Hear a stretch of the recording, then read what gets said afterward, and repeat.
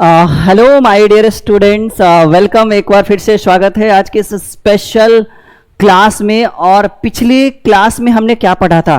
पिछले क्लास में हमने पढ़ा था कि इंडियन पॉलिटी, ठीक है, भारतीय संविधान की शुरुआत किस तरह से हुई थी, किस तरह से अंग्रेजों ने, ठीक है, नवाब को अपनी सीढ़ियां बनाकर, ठीक है, भारतीय साम्राज्य में अपना हस्तक्षेप किया। और किस तरह से जब अंग्रेजों ने बंगाल के नवाब को हराकर अपना साम्राज्य स्थापित किया, तो किस तरह से अपने साम्राज्य को चलाने के लिए, सुचारू रूप से चलाने के लिए काफ़ी सारे अधिनियम किए। जैसे पहला अधिनियम था 1773 का रेगुलेटिंग एक्ट, ठीक है, जिसके तहत सन 1774 में बंगाल में एक हाईकोर्ट की स्थापना की गई। उसमें 1781 में बदलाव किया गया। फिर हमने पढ़ा कि सन 1784 का पीट सिंडिया एक्ट, जिसके अंतर्गत दोहरे प्रशासन की नींव डाली गई। Board of director and board of controller, एक व्यापारिक मामलों के लिए, एक राजनीतिक मामलों के लिए। तो इन सब चीज़ों के बाद पढ़ने के बाद हमने पढ़ा कि चार्टर एक्ट लाया गया, 1813 का चार्टर एक्ट, ठीक है, 1813 का चार्टर अधिनियम, 1833 का चार्टर अधिनियम, फिर जो है 1853 का चार्टर अधिनियम। तो इन सारी चीज़ों को पढ़ने के बाद आज जो फाइनली हम पढ़ने वाले हैं माय डियर स्टूडेंट्स, वो हम पढ़ने वाले हैं बहुत ही स्पेशल टॉपिक, और वो टॉपिक है 1858 का भारत शासन अधिनियम। अब देखिए, लग रहा है ना कि हम हिस्ट्री से निकल रहे हैं और धीरे धीरे, जी हाँ, धीरे धीरे इंडियन पॉलिटी में प्रस्थान कर रहे हैं। फिर हम आपको धीरे धीरे पढ़ेंगे कि किस तरह से भारतीय, ठीक है, किस तरह से भारतीय संविधान का निर्माण हुआ, किस तरह से नींव पड़ी, किस तरह से बैठक किया गया, और किस तरह से भारतीय संविधान को बनाने में डॉक्टर भीमराव और उनकी टीम के द्वारा 2 वर्ष 11 महीने और 18 दिन लगे। कितने अनुच्छेद बनाए, कहाँ से किन किन चीज़ों को लिया गया। क्योंकि पता है ना कि हमारा जो संविधान है, हमारा जो अर्थव्यवस्था है, वो मिश्रित अर्थव्यवस्था है। और हमारा जो संविधान है, ठीक है, वो बिल्कुल सभी देशों से चुनकर लाया गया। छोटी छोटी चीज़ों को जो है वो अलग अलग देशोों से लिया गया है। तो फिलहाल उन सब चीज़ों को शुरू करने से पहले today we will discuss about 1858, 1558 के बारे में डिस्कस करते हैं। और 1558 में जो हमारा टॉपिक है वो है भारत का शासन अधिनियम, या सीधे सीधे एक लाइन में कहेंगे कि भारत शासन अधिनियम के बारे में हम डिस्कस करेंगे, ठीक है। देखिएगा, यहाँ पे हमने लिखा है कि जी हाँ, इस अधिनियम के तहत भारत के शासन को कंपनी के हाथों से छीनकर ब्रिटिश सरकार ने अपने हाथों में ले लिया। देखिए, मैंने आपको क्लियरली बताया था कि ब्रिटिश क्राउन क्या है और ईस्ट इंडिया कंपनी क्या है। ब्रिटिश क्राउन इंग्लैंड का सबसे प्रमुख अंग है, पूरा इंग्लैंड है, समझिएगा। ये ब्रिटेन की सरकार हुई। ब्रिटिश क्राउन, जस्ट वेट, कोई दिक्कत नहीं है, ठीक है। ब्रिटिश क्राउन का मतलब हुआ कि ये ब्रिटेन की सरकार हुई, और ईस्ट इंडिया कंपनी जो है वो ब्रिटेन की सरकार के द्वारा एक कंपनी हुई, जिसके अंतर्गत कुल 217 सदस्य शामिल थे। और ये सीधे सीधे कहेंगे कि सर, ईस्ट इंडिया कंपनी जो है वो ब्रिटिश क्राउन के द्वारा बनाई गई एक कंपनी थी, जिसका उद्देश्य भारत में भेजकर व्यापार करना। और उसके बाद में तो पहले तो व्यापार ही था, बाद में जो है इसका उद्देश्य हो गया कि भारत के एक एक एरिया में अपना साम्राज्य स्थापित करके, ठीक है, अपना साम्राज्य स्थापित करके वहां जो है वहां के साम्राज्य को अपनी ओर छीनना, लेकर जाना, जो भी कह सकते हैं एक तरह से।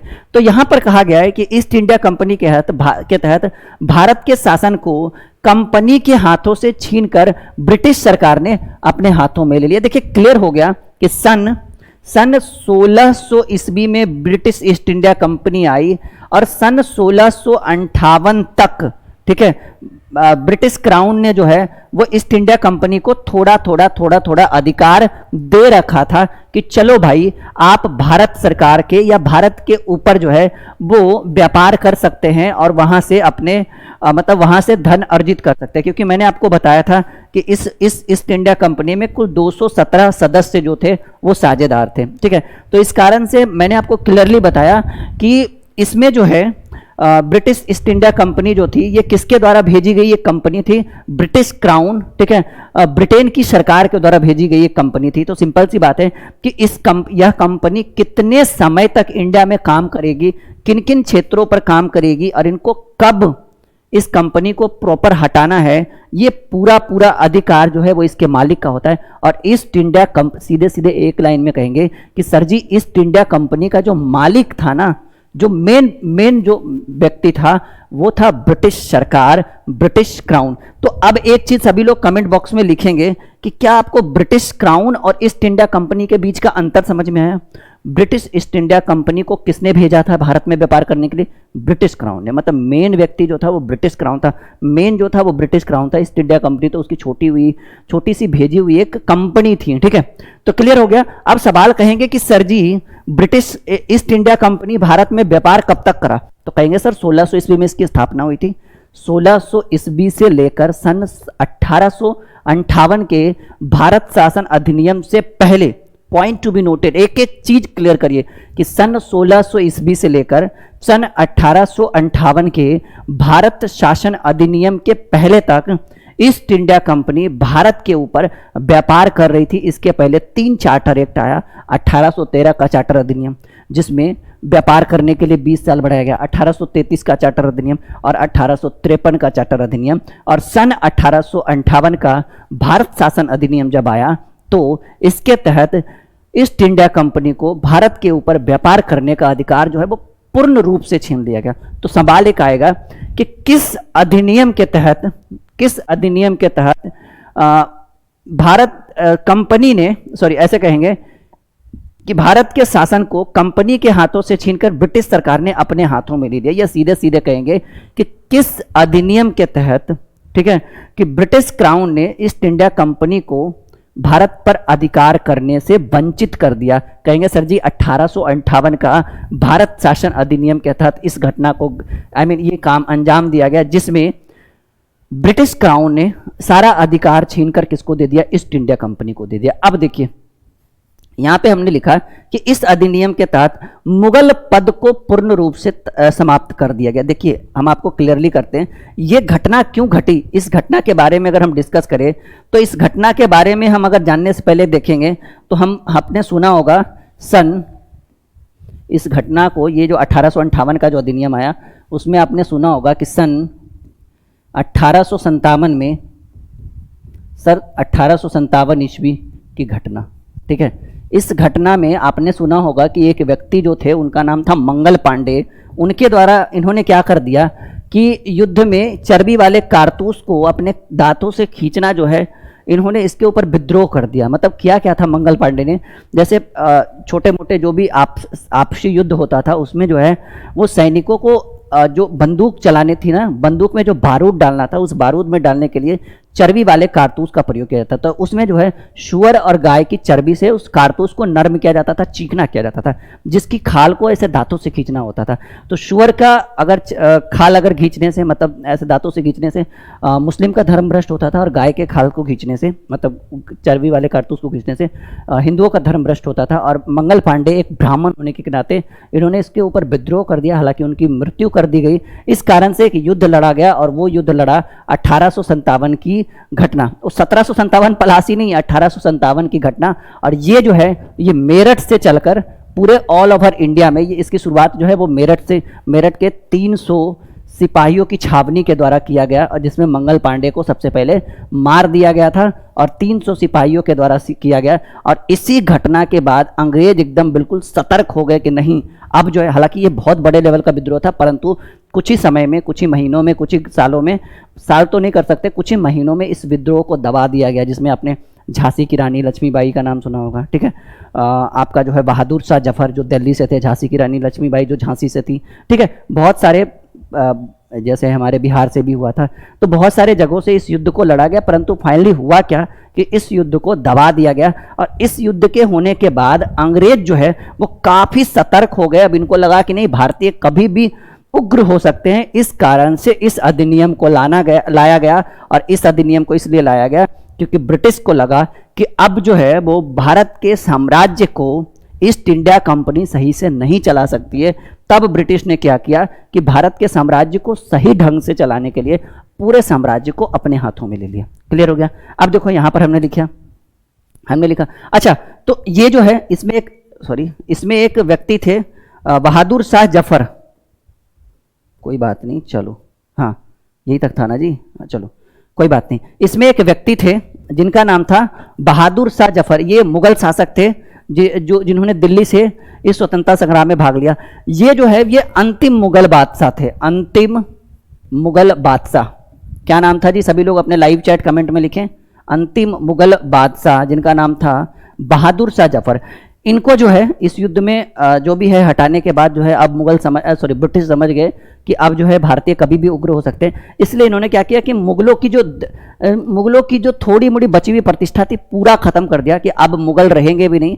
पहले तो इनको पेंशनधारी बनाएगा, लेकिन अब पूर्ण रूप से खत्म कर दिया गया। तो आपसे प्रश्न पूछा गया कि किस अधिनियम के तहत मुगलों के पद को जो है वो पूर्ण रूप से समाप्त कर दिया गया?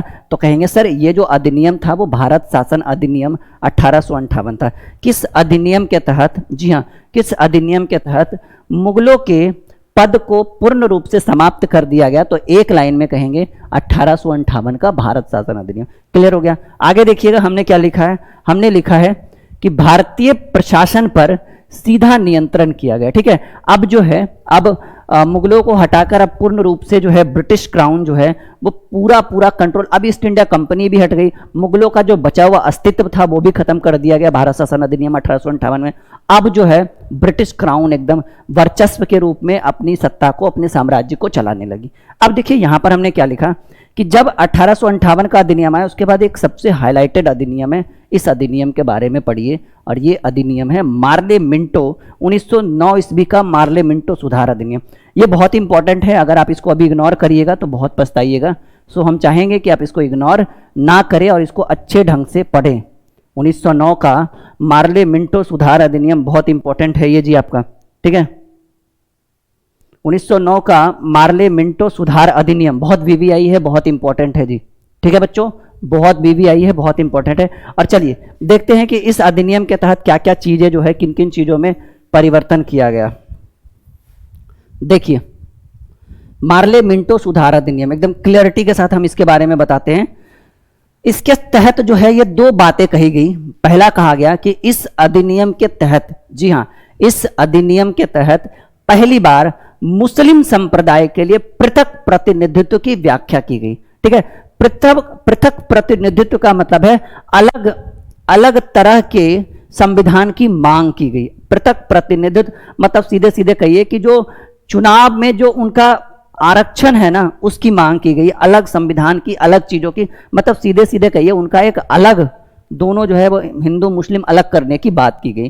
तो कहा गया कि इस अधिनियम के तहत पहली बार मुस्लिम समुदाय के लिए पृथक प्रतिनिधित्व की व्याख्या की गई है। पृथक प्रतिनिधित्व की यहां पर हम लिख सकते हैं मांग की गई। तो प्रश्न आपसे पूछा जाएगा कि बताओ जी, सबसे पहला सवाल तो आपसे यह पूछा जाएगा इंडियन पॉलिटी में कि मार्ले मिंटो, ये मोस्ट हाईलाइटेड है, प्रीवियस ईयर्स काफी बार पूछा गया है। पहला लाइन, मार्ले मिंटो सुधार अधिनियम कब लाया गया?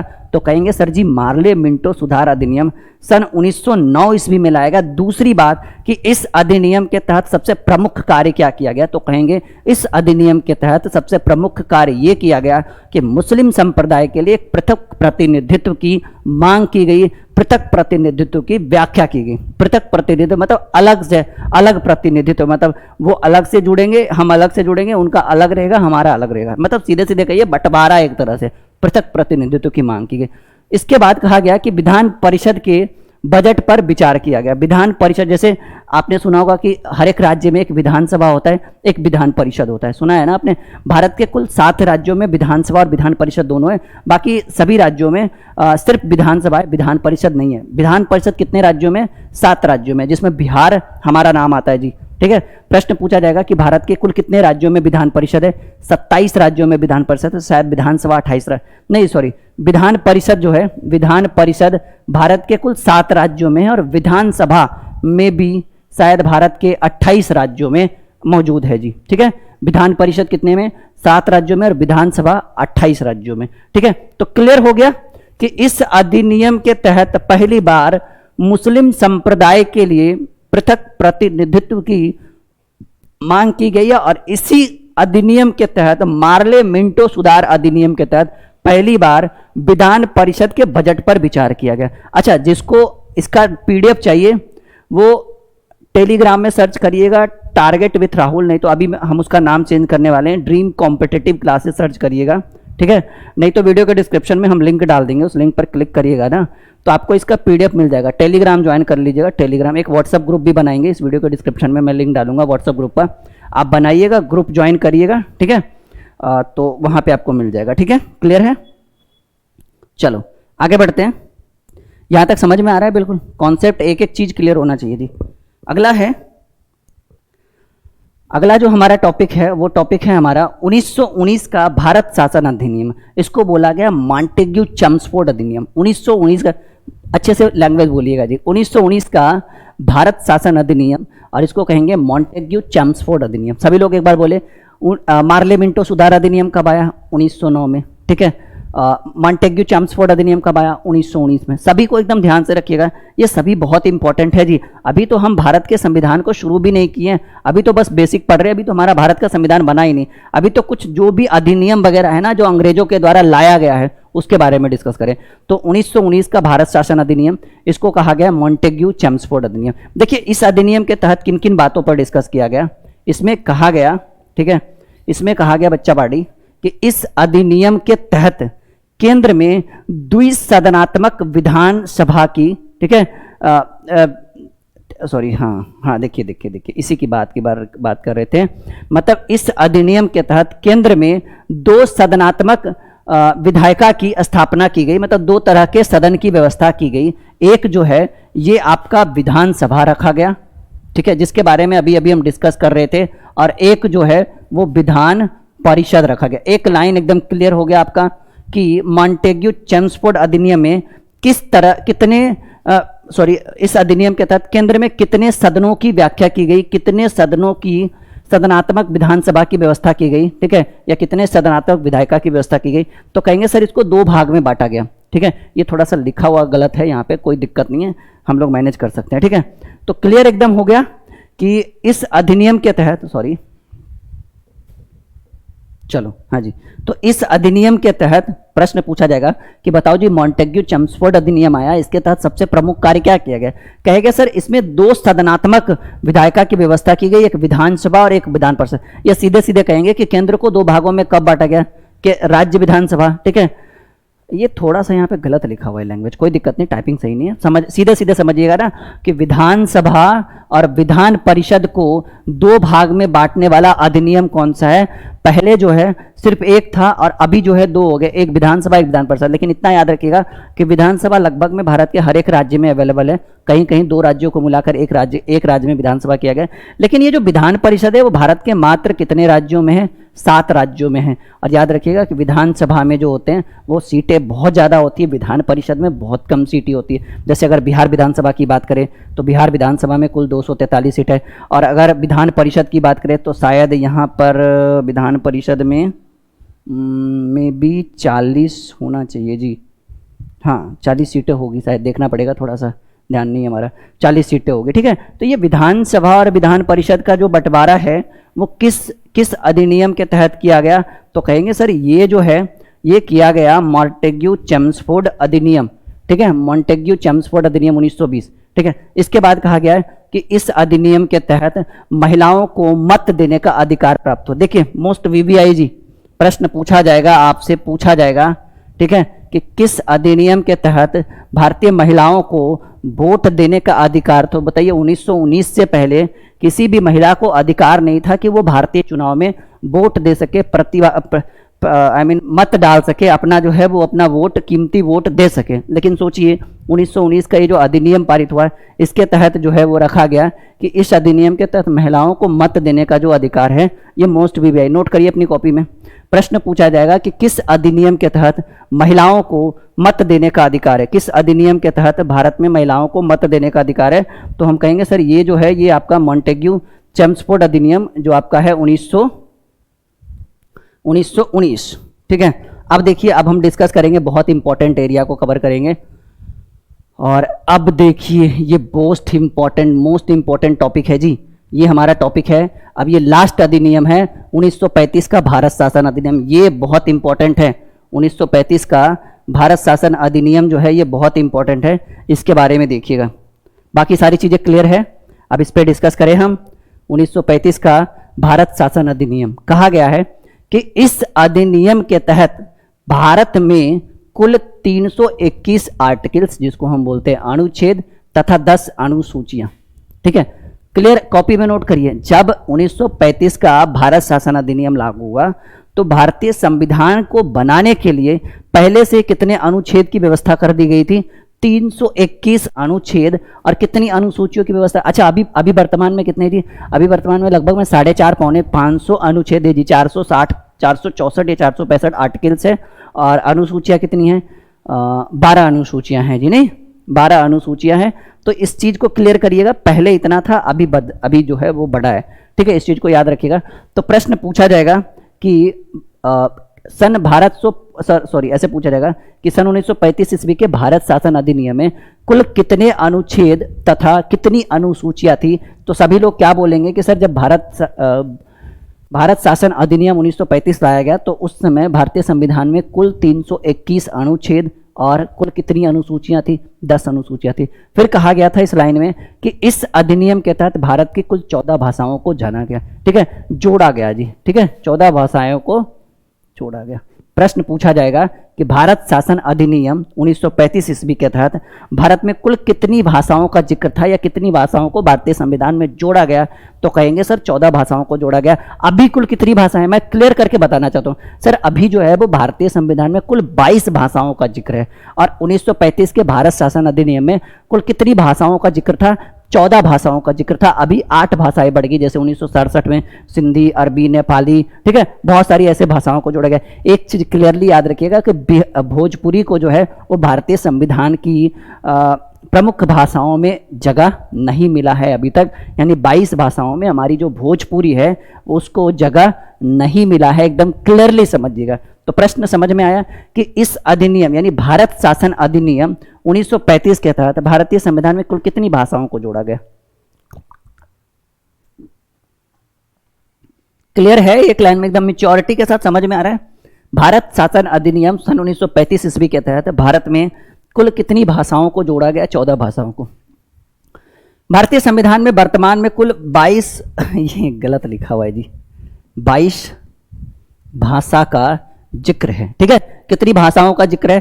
थोड़ा जो है ना वो टाइपिंग गड़बड़ हो जाता है, टीम लिखती है, मेहनत करती है, कोई बात नहीं, मिस्टेक्स हो जाता है, कोई बात नहीं।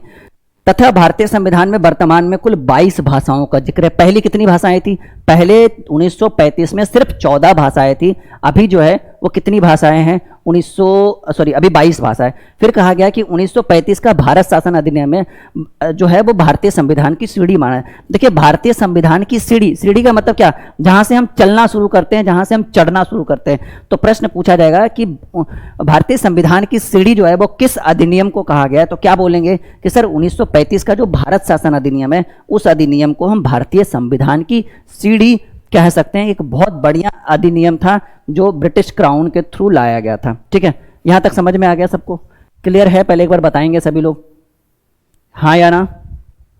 बिल्कुल आ गया होगा जी। अब देखिए, अब ये आपको दिख रहा होगा, ये अभी कर दे या अगले दिन रखे इसको?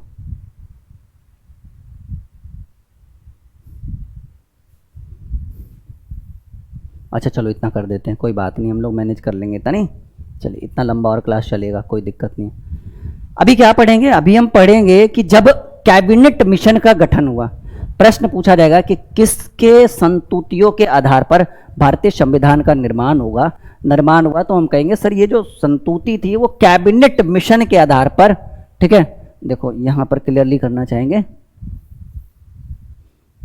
कैबिनेट मिशन कहा गया कि कैबिनेट मिशन के प्रस्ताव पर आजादी से पहले आंतरिक मंत्रिमंडल का गठन, मतलब अभी आजादी मिली भी नहीं थी तो एक मंत्रिमंडल का गठन किया गया, मतलब जिसमें काफी सारे लोगों को अलग अलग पद दिया गया, ताकि उनका कहना था, सभी भारतीयों का कहना था कि चलो जी अब तो हम आजाद हो ही जाएंगे, तो आप लोग जो है वो अपना अपना काम अभी से ही शुरू कर दीजिए करना। जैसे देखो, अगर आपको लग रहा है कि हम मैच जीत जाएंगे, तो मैच जीत जाएंगे तो पहले से ही लगते रहता है कि चलो भाई अब जीत गए तो भाई उसको वो करना है, उसको वो करना है। देखते हैं कभी कभार बाउंड्री के बगल से 4-5 जो है प्लेयर वो पहले ही खड़े रहते हैं ऐसे करके। क्यों? क्योंकि उनको लगता है कि जीतेंगे तो अंदर दौड़ेंगे, उनको एक फील हो जाता है। तो 1935 में जब भारतीयों को लगा कि नहीं, हम आज़ादी, हमारी आज़ादी जो है वो काफ़ी नज़दीक आ गई है, तो हम उन्होंने एक मंत्रिमंडल का गठन कर लिया, जिसमें मंत्री, काफ़ी सारे मंत्री थे और उनको अलग अलग पोस्ट दिया गया। तो प्रश्न एकदम क्लियर कि कैबिनेट मिशन की संस्तुतियों के आधार पर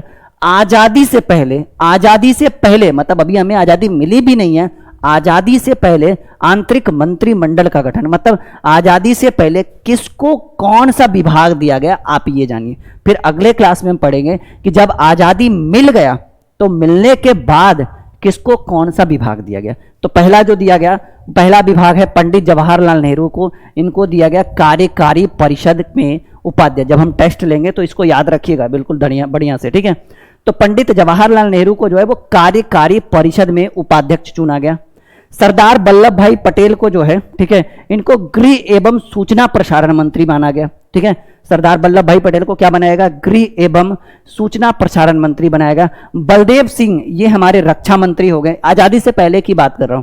डॉक्टर राजेंद्र प्रसाद को बनाएगा कृषि एवं खाद्य मंत्री, जो भारत के पहले राष्ट्रपति बनेंगे हमारे, ठीक है। जगजीवन राम, इनको जो है वो श्रम मंत्री बनाया गया। और आसिफ अली को रेल मंत्री बनाया गया। और जॉन मथाई, ये जॉन मथाई हैं जी, जॉन मथाई को उद्योग एवं आपूर्ति मंत्री बनाया गया। और चक्रवर्ती राजगोपालाचारी को शिक्षा मंत्री बनाया गया। तो ये जो है ये था आजादी से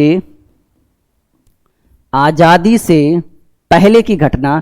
आजादी से पहले आंतरिक मंत्रिमंडल, मतलब अंदर वाली जो मंत्रिमंडल थी उसका ये डाटा है जी कि आज़ादी मिली भी नहीं थी, तभी भारतीय संविधान को, भारतीय अर्थव्यवस्था को सुचारू रूप से चलाने के लिए कुछ व्यक्तियों की जरूरत थी, कुछ मंत्रियों की जरूरत थी, कुछ पदों की जरूरत थी। और ये कुछ इस तरह से है, क्लियर कर लीजिए अपने माइंड में कि आज़ादी से पहले भारत का मंत्रिमंडल कुछ इस तरह से था। इन व्यक्तियों को इन सारे पोस्ट, इन सारे पदों से नवाजा गया था। फिर आज़ादी जब हुई तो आज़ादी मिलने के बाद आपको पता ही है कि सभी भारतीय चाहते थे कि सरदार वल्लभ भाई पटेल जो है वो हमारे पहले प्रधानमंत्री बने। बट गांधी जी चाहते थे कि नहीं, हमारे सरदार वल्लभ भाई पटेल जो है वो हमारे पहले प्रधानमंत्री ना बनकर जो है हमारे पंडित जवाहरलाल नेहरू हमारे पहले प्रधानमंत्री बने। हालांकि गांधी जी की बात रखी गई, अब ये सही है गलत है वो तो पॉलिटी पढ़ने के बाद पता चलेगा, लेकिन इतना समझिएगा कि गांधी जी के ही कहने पर पंडित जवाहरलाल नेहरू को भारत का पहला प्रधानमंत्री बनाया गया। और ये जो हमारे थे सरदार वल्लभ भाई पटेल को, इनको जो है ये गृह मंत्री, ठीक है, ये बनाया गया, यानी उप प्रधानमंत्री। तो आज की वीडियो फिलहाल यहीं तक। अच्छा लगे तो लाइक, शेयर और सब्सक्राइब जरूर करिएगा चैनल को। एक बेहतरीन कॉन्सेप्ट दे रहे अभी पॉलिटी, फिर ज्योग्राफी, फिर हिस्ट्री, इको, फिजिक्स, बायो, इतना हम यहाँ पे पढ़ा देंगे बिल्कुल कॉन्सेप्ट के साथ, कोई दिक्कत नहीं है। बस सब्सक्राइब कर दीजिए। और टेलीग्राम में मैं चैनल बनाऊंगा, बना के डिस्क्रिप्शन में मैं लिंक डाल दूंगा, देख लीजिएगा किस नाम से है वो, ठीक है। बाकी कोई चीज़ें आपको समझ में नहीं है बिल्कुल आप बताएं, हमें कमेंट बॉक्स में कमेंट करें कि सर ये समझ में नहीं आया, वो समझ में नहीं आया, बिल्कुल बेसिक से करेंगे। और अब हम पढ़ेंगे मंत्रिमंडल, मतलब जब आज़ादी का, मतलब किस तरह से हमें आज़ादी मिलने में कौन कौन सी चीज़ें जो है हमें परेशान करी, और किस तरह से हमारे संविधान का धीरे धीरे, हम बिल्कुल जड़ से चल रहे नहीं, हवा नहीं बनाना है, ऊपर ऊपर आराम से पढ़ना है कॉन्सेप्ट के साथ। Okay, take care.